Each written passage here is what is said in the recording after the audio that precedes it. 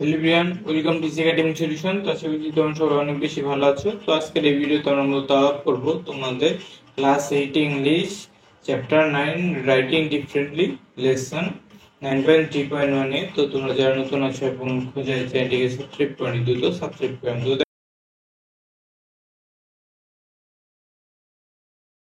তো এখানে কি বলা হয়েছে, read the note in the box bill, অর্থাৎ নিচে যে টেক্সটটা আছে সেটা তুমি পড়ো। তো দেখো এখানে কি বলা হয়েছে, feature characteristics of different types of writing, অর্থাৎ বিভিন্ন রকমের লেখার যে টাইপস আছে সেগুলো এখানে দেওয়া আছে। তো এখানে ডিসক্রিপটিভ রাইটিং সম্পর্কে কি বলা হয়েছে দেখো, descriptive writing is process of creating visual images, অর্থাৎ ডিসক্রিপটিভ রাইটিং কোনগুলোকে বলা হয়, যেখানে তুমি একটা জিনিস তুমি কি করো, তুমি একটা জিনিস দেখেছো সেটাকে তুমি তোমার লেখার ভিতরে তুলে ধরো। এন্ড সেন্সরি ইমপ্রেশন, এবং বিভিন্ন অর্গানগত যে বিভিন্ন ইমপ্রেশন আছে, তুমি যখন দেখতে পাচ্ছ, ওয়াও বলছো, ঘ্রাণ পাচ্ছ, সেটাও প্রকাশ করছো, সেটা তুমি বিভিন্ন ওয়ার্ড দ্বারা প্রকাশ করবে। The writer creates a picture of the readers mind using the description, অর্থাৎ বর্ণনার মাধ্যমে সে কি করে, লেখক একটা যে চিত্র তুলে ধরে। It's main function is to describe a particular person, place or thing, এটার মূল কাজ হচ্ছে একটা বিশেষ ব্যক্তি, বস্তু বা কোনো কিছুকে প্রকাশ করা। The main feature of descriptive writing আর কি, অর্থাৎ মেইন ফিচার যে ডিসক্রিপটিভ রাইটিং এর আছে সেগুলো তুলে ধরা হয়েছে। কি কি দেখো, description may be objective or subjective, অর্থাৎ এই বর্ণনাটা অবজেক্টিভ বা সাবজেক্টিভ হতে পারে।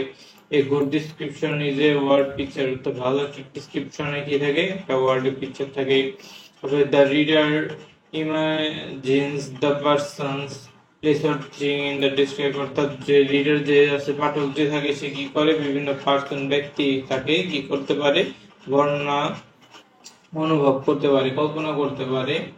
The reader seem to be involved in the story, অর্থাৎ যে রিডার বা পাঠক সে এটা মনে মনে তখন ভাবতে থাকে ওই কাহিনীটা। A good descriptive writing makes the reader feel as if she or he present in the scene, অর্থাৎ একটা ভালো যে descriptive writing সেটা পড়ে যে পাঠক সে বুঝতে পারে কি সে ওই জায়গাটায় উপস্থিত ছিল বা প্রেজেন্ট ছিল। তো এগুলোই মূলত আমাদের ডিসক্রিপটিভ রাইটিং ছিল। তো ডিসক্রিপটিভ রাইটিং এর ভিতরে কি কি থাকে দেখো, ফ্রি রাইটিং, তারপরে journal writing, product description, descriptive writing, travel writing, এগুলোর মাধ্যমে আমরা কি করি, এই ডিসক্রিপটিভ রাইটিংটা প্রকাশ করে থাকি। এর পরবর্তীতে আমাদের দেখো কি কি আছে, পরবর্তীতে আমাদের কাছে তোমাদের ন্যারেটিভ রাইটিং, ন্যারেটিভ রাইটিং বা বর্ণনামূলক যে রাইটিং আছে সেখানে কি বলা হয়েছে দেখো, এখানে মূলত বলা হয়েছে narrative writing is also a kind of description, তো এটা এক ধরনের বর্ণনামূলক। however the description is not limited to describing the physical attributes of the person, place or thing, rather the description goes beyond, অর্থাৎ এই বর্ণনাটা শুধু এখানে কি থাকে না, একটা লিমিটেড বা একটা বিভিন্ন জায়গা বা পার্সন ব্যক্তির ভিতরে সীমাবদ্ধ থাকে না, সেটা কি অনেক দূর পর্যন্ত এটা বর্ণনা থাকে। Negative writing is a kind of story telling, অর্থাৎ নেগেটিভ রাইটিংটা এক ধরনের মানুষের গল্প বলার মতো হয়ে থাকে। which may have a series of characters in first person narration, যেখানে কি থাকে, একটা ফার্স্ট পার্সনের বর্ণনামূলক বিভিন্ন কিছু থাকে। তো দেখো এখানে কি কি বলা হয়েছে, looks like telling a story, অর্থাৎ এখানে মনে হয় কি একটা স্টোরি বলছে, রিয়েল অর ফিকশনাল। এরপর দেখো কি আছে, The story may be personal or historical, এই স্টোরিটা পার্সোনাল ব্যক্তিগত হতে পারে এবং ঐতিহাসিক হতে পারে। এরপরে কি আছে, the beginning শুরু, the middle and the end, all parts of the story are equally important, অর্থাৎ সব পার্ট সমানভাবে গুরুত্বপূর্ণ। এরপর কি আছে, entertaining মানে এটা বিনোদনমূলক। এরপর আছে কি, attracts holds the reader attention, এটা লেখকের আচরণকে কি করে, attention বা চিত্তাকর্ষক করে। keeps the reader engaged, এই পাঠককে কি করে রাখে, এনগেজড করে রাখে। এরপর কি আছে, keeps the point consistent, এবং পয়েন্টকে যথাযথ পয়েন্টটাকে তুলে ধরে।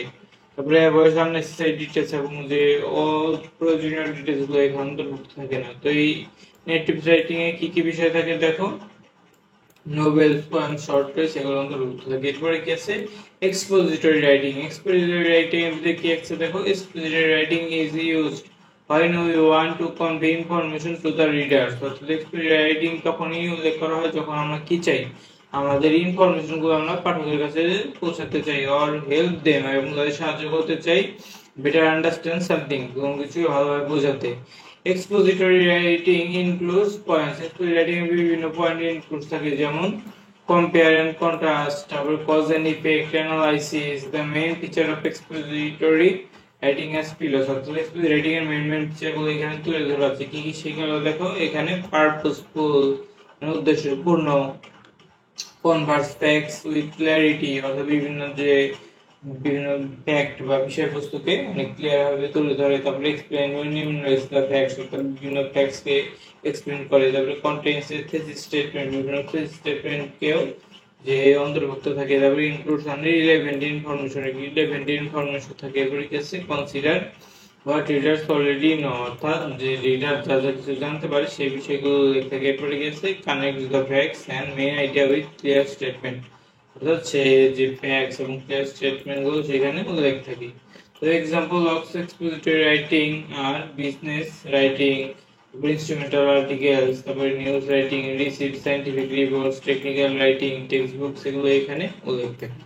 তো আশা করছি বুঝতে পেরেছো এগুলো কিভাবে করতে হয়। তো এই ছিল আমাদের আজকের লেসন। তো আজকে পর্যন্তই। তো এই ভিডিওটি ভালো লেগে থাকলে অবশ্যই ভিডিওতে লাইক এবং চ্যানেলটিকে সাবস্ক্রাইব করতে ভুলবে না। তো সবাইকে ধন্যবাদ জানিয়ে এখানে শেষ করছি।